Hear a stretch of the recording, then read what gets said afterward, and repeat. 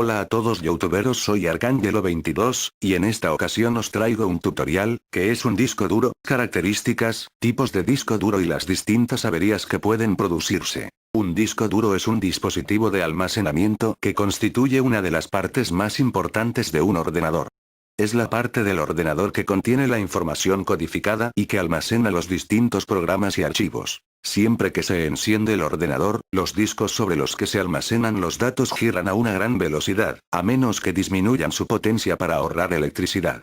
Los discos duros de hoy, con capacidad de almacenar multigigabytes, mantienen el mínimo principio de una cabeza de lectura-escritura suspendida sobre una superficie magnética que gira velozmente con precisión microscópica. A diferencia de otros componentes del PC, que obedecen a los comandos del software, el disco duro hace ruidos cuando emprende su trabajo. Estos ruidos son recordatorio de que es uno de los pocos componentes de un PC que tiene carácter mecánico y electrónico al mismo tiempo. Los discos duros pertenecen a la llamada memoria secundaria o almacenamiento secundario. Al disco duro se le conoce con gran cantidad de denominaciones como disco duro, rígido, frente a los discos flexibles o por su fabricación a base de una capa rígida de aluminio, fijo, por su situación en el ordenador de manera permanente. Las capacidades de los discos duros varían desde varios megabytes hasta varios gigabytes. Para conectar un disco duro a un ordenador es necesario disponer de una tarjeta controladora. La velocidad de acceso depende en gran parte de la tecnología del propio disco duro y de la tarjeta controladora asociada al disco duro. Estos están compuestos por varios platos, es decir, varios discos de material magnético montados sobre un eje central sobre el que se mueven. Para leer y escribir datos en estos platos se usan las cabezas de lectura-escritura que mediante un proceso electromagnético codifican y decodifican la información que han de leer o escribir. La cabeza de lectura-escritura en un disco duro está muy cerca de la superficie, de forma que casi vuela sobre ella, sobre el colchón de aire formado por su propio movimiento. Debido a esto, están cerrados herméticamente, porque cualquier partícula de polvo puede dañarlos. Partes de un disco duro. Los discos están elaborados de compuestos de vidrio, cerámica o aluminio finalmente pulidos y revestidos por ambos lados con una capa muy delgada de una aleación metálica. Los discos están unidos a un eje y un motor que los hace girar a una velocidad constante entre las 3600 y 7200 revoluciones por minuto. Convencionalmente los discos duros están compuestos por varios platos, es decir, varios discos de material magnético montados sobre un eje central. Estos discos normalmente tienen dos caras que pueden usarse para el almacenamiento de datos, si bien suele reservarse una para almacenar información de control. Las cabezas están ensambladas en pila y son las responsables de la lectura y la escritura de los datos en los discos. La mayoría de los discos duros incluyen una cabeza lectura-escritura a cada lado del disco, sin embargo algunos discos de alto desempeño tienen dos o más cabezas sobre cada superficie, de manera que cada cabeza atiende la mitad del disco, reduciendo la distancia del desplazamiento radial. Las cabezas de lectura-escritura no tocan el disco cuando éste está girando a toda velocidad. Por el contrario, flotan sobre una capa de aire extremadamente delgada, 10 millonésimas de pulgada.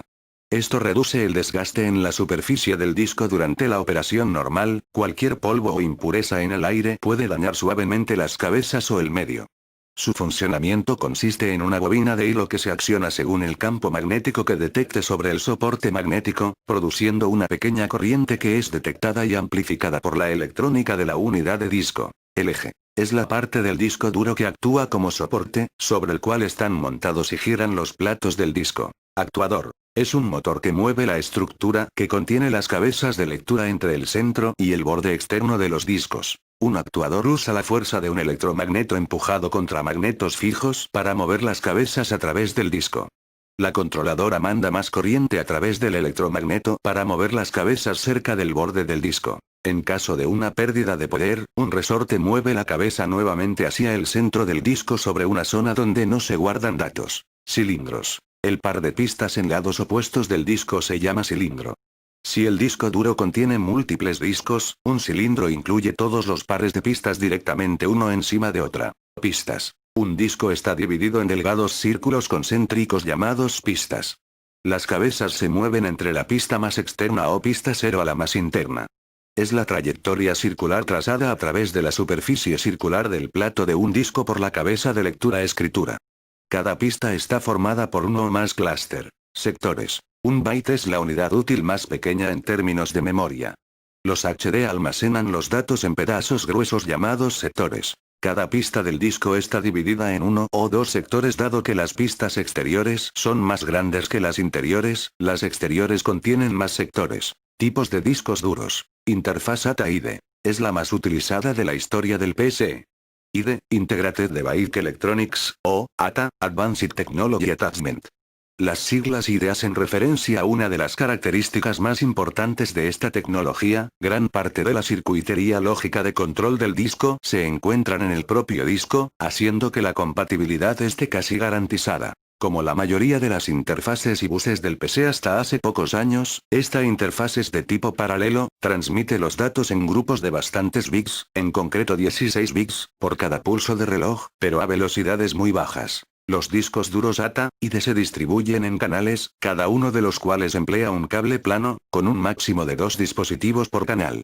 En el estándar inicial solo existía un canal, en el futuro fue ampliado el número de canales. La interfaz es casi coetánea a la interfaz ATA-IDE, se reservó para equipos de gama media-alta debido a que era bastante más avanzada y, por tanto, más costosa. Tenía 6 problemas de compatibilidad puesto que necesita de una placa base especial con el controlador SCSI, en la actualidad es habitual que los dispositivos vengan con estos controladores. Se utiliza para conectar discos duros, pero también otros muchos tipos de dispositivos como impresoras, escáneres, unidades DVD etc. En la actualidad su empleo se reduce a lugares de trabajo de alto rendimiento, servidores y periféricos de alta gama. La interfaz serial ATA-SATA.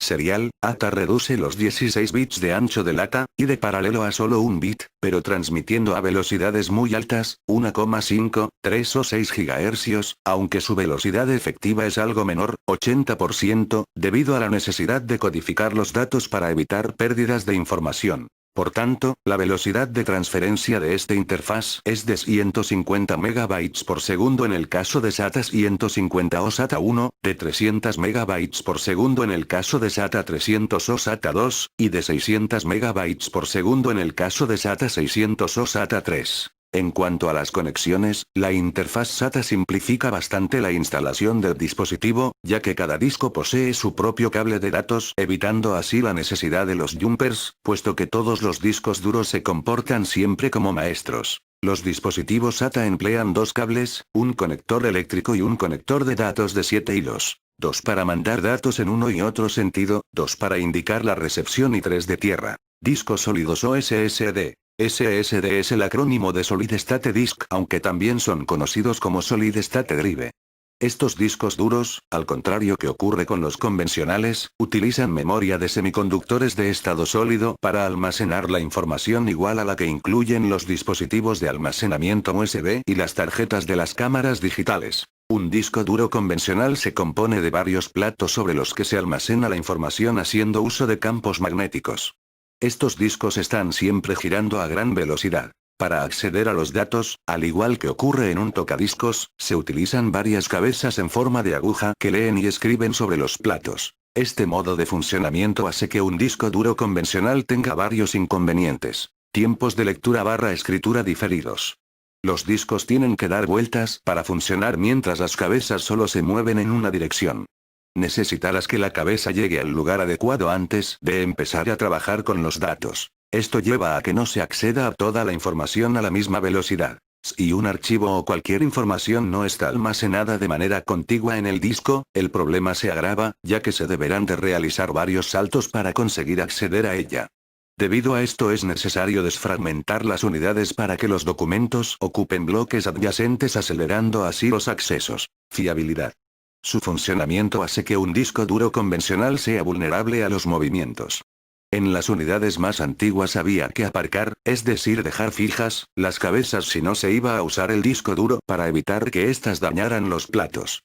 Esto es muy importante en los equipos portátiles ya que están más expuestos a golpes y vibraciones. Los SSD vienen a solucionar estos problemas al no contener elementos mecánicos en su interior. Las ventajas respecto a un disco duro tradicional son varias, en concreto, rapidez. Tanto en la búsqueda de los datos como en las lecturas posteriores. En una memoria de este tipo el tiempo que tienes que esperar hasta obtener el flujo de datos es siempre el mismo. Los discos SSD, por tanto, no obtienen ninguna ventaja al desfragmentar la unidad. Mayor resistencia. Al no tener componentes móviles responden mejor tanto a la vibración como a los golpes. Menor consumo. Reducen la potencia necesaria para funcionar. Los hace ideales para dispositivos portátiles. Menor ruido.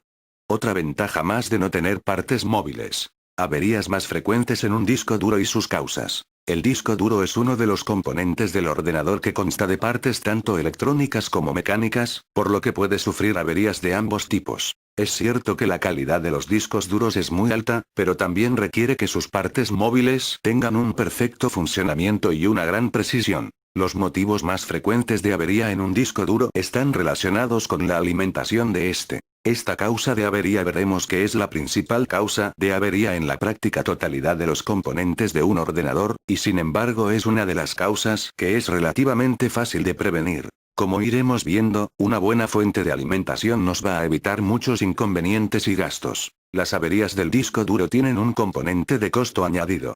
Al costo del disco en sí hay que añadirle el causado por la pérdida de los datos contenidos en este, y como mínimo, en el caso de que tengamos copia de seguridad de todos nuestros datos, el de la reinstalación de todo nuestro software. Las averías de un disco duro pueden ser de dos tipos. Electrónicas. Las averías electrónicas en el disco duro están causadas la inmensa mayoría de las veces por un fallo eléctrico, sobre tensión, que provoca la avería de la placa de control del disco. Un exceso de temperatura también puede ser causa de una avería electrónica del disco duro. Las averías electrónicas no avisan. Está funcionando bien y de pronto deja de funcionar. Una característica de estas averías es que el disco deja de ser reconocido incluso por la BIOS de la placa base, aunque se puede dar el caso de que siga siendo reconocido, pero sea incapaz de comunicarse con el ordenador. Mecánicas. Las averías mecánicas del disco duro son más frecuentes que las electrónicas, aunque con las mismas consecuencias, es decir, la inutilización de este y la consiguiente pérdida de datos. Estas averías pueden afectar a dos componentes: al motor que hace que gire el disco y al sistema de cabezas lectoras. También pueden estar causadas por problemas en la alimentación, pero en este caso hay que añadir unos cuantos motivos más, entre los que cabe destacar: vibraciones, causadas la mayoría de las veces por una mala colocación del disco, como por ejemplo no estar sujeto firmemente por los dos lados. Es muy aconsejable que esté sujeto con 4 tornillos correctamente fijados. Golpes. A veces golpeamos la caja sin querer, repercutiendo este golpe en los componentes del ordenador. Esto es especialmente grave si además el disco está trabajando en ese momento. Mala manipulación del disco. A veces manipulamos el disco y no tenemos el debido cuidado al ponerlo sobre una superficie, dejándolo caer bruscamente o golpeándolo. Apagados continuos cuando está trabajando. Estos apagados pueden estar provocados por fallos eléctricos o por nosotros mismos. Desgaste. Se trata de piezas mecánicas móviles, a lo que hay que añadir que trabajan a una gran velocidad y con una gran precisión. Estas piezas tienen un desgaste natural y aunque su ciclo de vida útil es muy grande no es eterno. Las averías de tipo mecánico tienen la ventaja sobre las de tipo electrónico de que suelen avisar con síntomas tales como fallos en los accesos al disco cada vez más frecuentes y sobre todo ruidos, el clásico clic clic clic muy seguido, con lo que nos permite en muchas ocasiones poner a salvo nuestra información. Aunque lo más normal es que se trate de un problema de software, la pérdida del NTLDR con una cierta frecuencia es también un síntoma de fallo del disco duro. Las averías en los discos duros se pueden prevenir con una serie de cuidados, entre los que podemos citar: utilizar una buena fuente de alimentación. Utilizar una buena caja, no solo que sea bonita, en la que el disco duro quede bien sujeto. Asegurarnos de que tenga una buena refrigeración, evitando en lo posible instalar dos discos juntos, dejando siempre un espacio entre ellos, y recurriendo si es preciso a un sistema de ventilación. Evitando golpear la caja y los desplazamientos bruscos de esta, sobre todo si el ordenador está en funcionamiento. El uso de un SAI es en todo caso una opción muy recomendable. Y, como norma general, apagar o desconectar siempre el ordenador si tenemos un apagón. Las mayores sobretensiones, y las más peligrosas, se producen precisamente cuando se restablece el suministro eléctrico. Es conveniente conectar el ordenador, la impresora y la pantalla en una regleta con interruptor y a ser posible con fusible. Las reparaciones de averías en los discos duros pasan siempre por enviarlos al fabricante o bien a servicios técnicos especializados en este tema, y en la mayoría de las ocasiones su costo supera con creces al de un disco duro nuevo. La excepción es cuando se trata de una pérdida de sectores dañados. En estos casos podemos intentar repararlo utilizando un programa del tipo HDD Regenerator, con el que podemos recuperar gran parte de esos sectores dañados. De este software ya hice un tutorial el cual lo podéis encontrar en mis vídeos. En cuanto a la recuperación los datos contenidos en un disco duro averiado, existen empresas especializadas en ese tema, pero los costos son altísimos, por lo que solo suele ser rentable para aquellos que no puedan prescindir de los datos perdidos. Hasta aquí este tutorial, y ya saben, no dejen de suscribirse, comentar y puntuar para agradecer la labor realizada por Arcángelo 22. Un saludo a todos mis suscriptores y hasta la próxima.